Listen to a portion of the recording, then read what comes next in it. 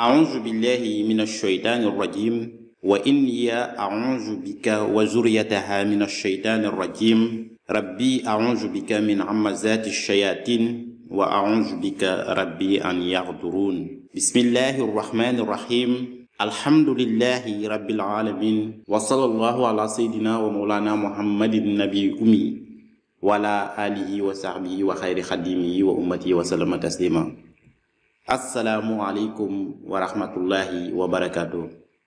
Chers frères et sœurs en l'islam, bienvenue dans nos cours de lecture du Coran. Comme nous avons l'habitude de le faire, nous partageons avec vous des séances de lecture pour vous permettre d'apprendre à lire le Coran en arabe.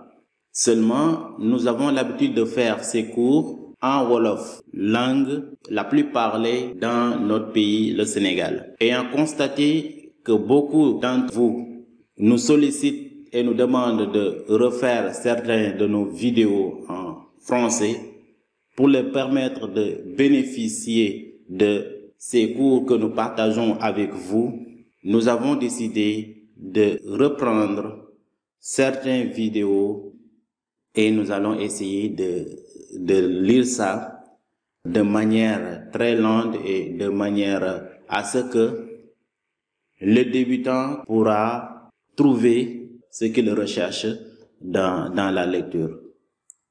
Donc ces enseignements s'adressent plus particulièrement aux débutants à la lecture arabe et ceux qui ont des difficultés de prononciation sur certaines choses. Donc nous allons commencer avec la formule d'ouverture qui est ici très connue, qui est le basmala. Le basmala, c'est la formule d'ouverture de presque la majeure partie des sourates du Coran, sauf une, qui est la sourate Tawba à Tawba, qui ne comporte pas de basmala. Donc on va commencer. Bismillahirrahmanirrahim. Bis, ba, masque kasra, donne bi. Sin, masque sukun, donne as. Mim, masque kasra, donne bi. On a bismi. Bismi. Ici, on a la lettre alif. Alif avec un petit point en haut qu'on appelle ici la hamzatul wasl. Et ici, on a un petit trait qui est comme le kasra, mais ici, qui a une différence avec le kasra. Parce que ici, le trait là qui est là, c'est pour montrer comment on va faire la liaison entre les deux mots, c'est-à-dire le bismi et le Allahi. Donc on a ici Allahi. Lam, lam encore. Et là il y a le sadda qui permet d'éviter la répétition successive de deux lettres, c'est-à-dire d'éviter d'écrire deux lettres. Donc c'est une simplification qui nous permet d'écrire plus simplement un mot. Lorsqu'on veut doubler la lettre, on met le sadda. Voilà, donc ici dans le Allahi, donc on a lam deux fois, donc il y a trois lames ici. Et là on a la lettre H qui contient le masque, c'est-à-dire l'accent kasra. Donc qui va se lire alors hi. Et si on revient, le alif, lorsque il y a la hamzatul wasl en haut, ça se lit a. Là c'est lam. Donc on a al. Maintenant il y a une règle très importante à connaître, c'est lorsque en arabe la lettre composée alif lam est appelée l'article. C'est l'article défini, comme si on utilise le, la, les en français. Mais ici, lorsque article défini précède un mot qui comporte dans sa première lettre un sadda, alors la lettre lam de l'article al ne va pas se lire. C'est pourquoi ici vous entendez dire Allahi. Donc on a lu que 2 lettres de Allahu. Donc on va avoir Allahi. Donc ce lam là n'est pas lu. Donc si on revient, on a Bismil. J'avais dit que ce petit trait en bas du alif, ce trait là représente la manière dont on va faire la liaison. Vous voyez. Donc ici, la lettre qui précède alif, c'est la lettre mim. Mais sur la lettre mim, on a un kasra.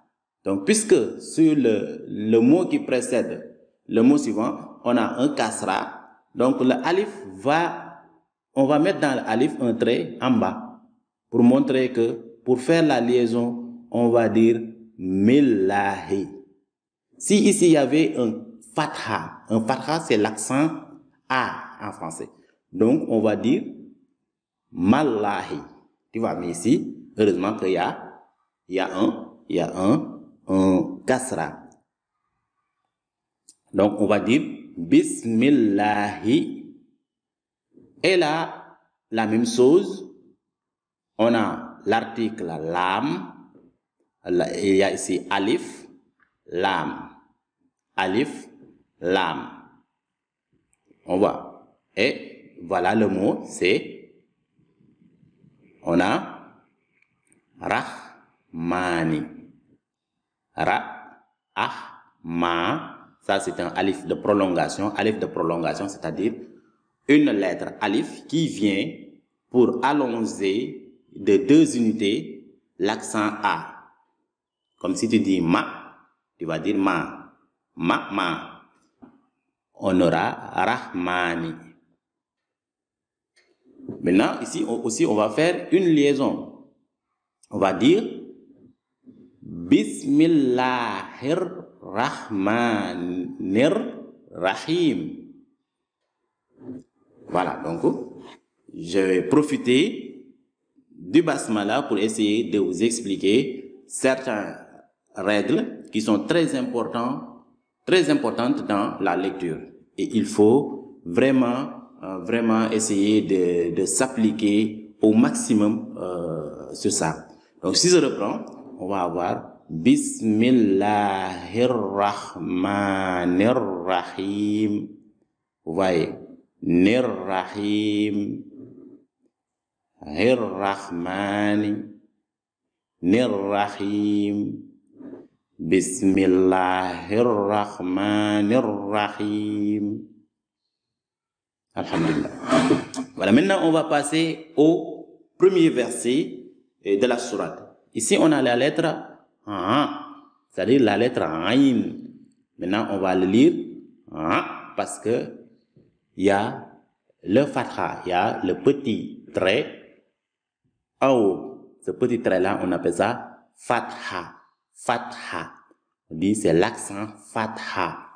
Ça traduit le A, l'accent A, ou bien la lettre A français. Ce petit trait-là en haut est équivalent à la lettre A français.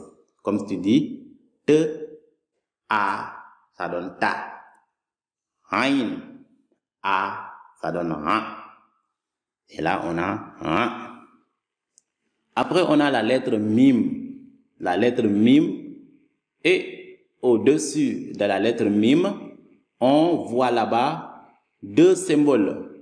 Il y a un symbole sous forme de 3 écrit horizontalement qu'on appelle le Sada. Et il y a au-dessus du Sada, un trait vertical, il y a le Fatha là-bas. Donc ici, le Sada, comme je l'ai expliqué en haut, le Sada, c'est pour montrer que cette lettre-là va être lue 2 fois. 2 fois. Le premier n'aura pas d'accent, c'est-à-dire sera soukoun. l'accent qu'il y aura sur le premier sera le soukoun. Et le deuxième aura l'accent qui est au-dessus du sadda. Donc on va dire amma, amma, amma, amma, amma. Vous voyez, amma, amma, amma. Voilà. On aura l'occasion de revenir sur le soukoun pour plus détailler le soukoun. Mais sinon, si vous voulez aussi, voilà, on va faire une vidéo sur le soukoun, le fatha, c'est-à-dire les accents. Pour essayer un peu de vous familiariser avec ça, on va utiliser des textes dans lesquels on va utiliser ces accents. Mais de toute façon, si vous suivez bien ce cours, vous n'aurez pas de problème à comprendre tout ça. Voilà, on a ici amma, ya. Ici c'est la lettre ya, la lettre ya. Tu vois, ya, on reconnaît ça avec les 2 points qui est en bas. À chaque fois que tu vois une lettre, 2 points en bas, c'est ya. Sur les 29 lettres de l'alphabet arabe, parfois on dit 28. Mais sur les 29, parce que moi je dis 29 parce que je compte aussi le hamza comme une lettre. La lettre hamza, c'est comme une lettre. Parce que des fois, elle peut venir seule, le hamza. Donc ici, si on a la lettre ya comporte 2 points en bas. Donc c'est la seule lettre de l'alphabet arabe qui contient 2 lettres en bas. Donc sans réfléchir, lorsqu'on voit 2 points en bas, c'est ya. Voilà. Donc on a ya, 2 points en haut, automatiquement c'est la lettre ta. Donc on a ici yata, yata. Ici on a la lettre sin. La lettre sin, c'est la lettre qui a les 3 dents.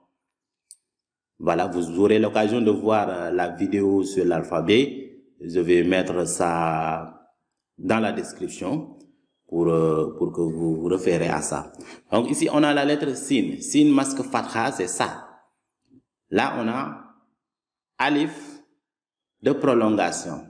On va dire sa, sa, sa, sa, sa.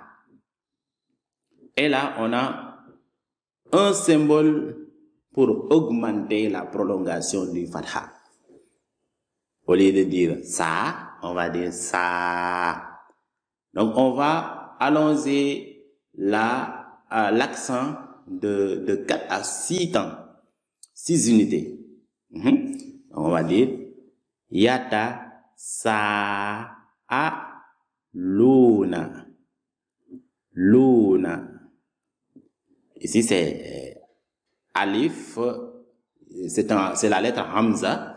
Hamza, accent fatha, celui a lui aussi. A. Voilà, lam, damma. Ce waw là se comporte comme un alif qui s'allonge, qui prolonge l'accent fatha. Mais le waw prolonge l'accent damma. Donc pour prolonger la damma, on utilise l'accent, on utilise la lettre waw. Donc ici au lieu de dire lo, on va dire lo, na, lona, lona. On ne va pas dire lona, mais lona. Voilà, je reprends. Amma yata sa aluna. Amma yata sa aluna. Amma yata sa aluna. Hein? Là, on a noun. Noun, après le ain, noun. Masque fatha, masque kasra, ça donne ni. Ici, on a lam, alif. Lam, alif. Donc, c'est l'article. Et la lettre qui suit l'article, c'est la lettre noun. Noun, à chaque fois si vous voyez noun, c'est comme ta, mais contient un point en haut. Voilà, ici on a Noun. Noun avec un sadda en haut. Donc ce Noun là va se lire 2 fois. Sadda. Donc on va dire Anin Naba. Anin Naba. Et là on a la lettre composée. Alif Hamza. Alif Hamza. Masque Kasra. Donc ici aussi ça va se lire I. Donc ça c'est I. Comme I français. I. Donc on aura Anin Naba Il Azim Mi. Anin Naba Il Azimi. Anin Naba Il Azimi. Anin Naba Il Azimi.